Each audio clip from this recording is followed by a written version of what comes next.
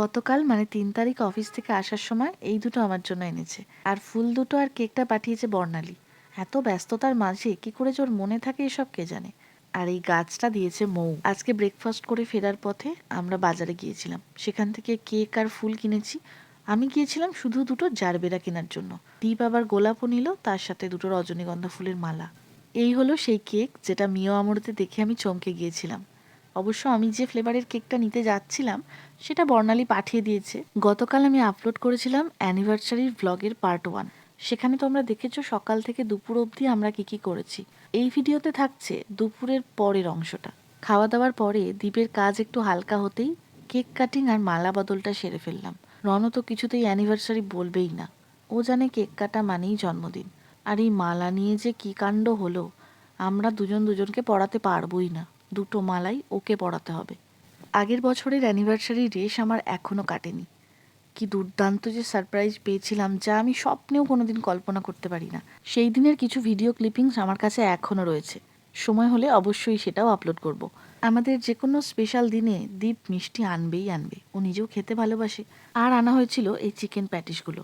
আমাদের এই গোটা বিল্ডিংয়ে যারা এখনও কাজ করছে, মানে যারা আমাদের কাঠের কাজ করেছে বা বাড়িটা রং করেছে, তারা তো এখনও রয়েছে এখানে, অন্যান্য ফ্ল্যাটের কাজ করছে। তো তাদের সবাইকে দেওয়ার জন্য এইগুলো আনা হয়েছে। এরপরে সবাই রেডি হয়ে ওই 6:30 7টা নাগাদ বেরোলাম আমরা। ওই যে বলেছিলাম বাইরে খেতে যাব, চলে এসেছি পার্ক স্ট্রিটে। আমাদের বাড়ি থেকে অনেক দূর, প্রায় 1-1.5 ঘন্টা লেগে গেল।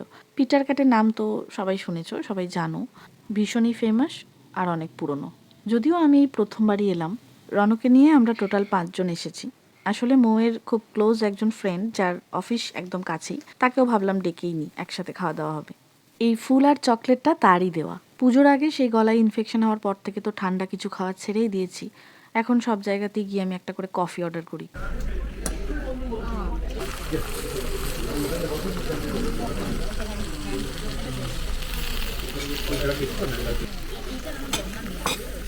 আমরা অর্ডার করেছিলাম এখানকার অথেন্টিক চেলো কাবাব আর সিজলার। এই দুটোই এখানকার খুবই ফেমাস ডিশ। দুর্দান্ত পেট পুজো করে এবার বাড়ি ফিরছি। আর যেখানে গাড়িটা আমরা পার্ক করেছিলাম তার ঠিক উল্টো দিকেই ছিল হার্ড রক ক্যাফে।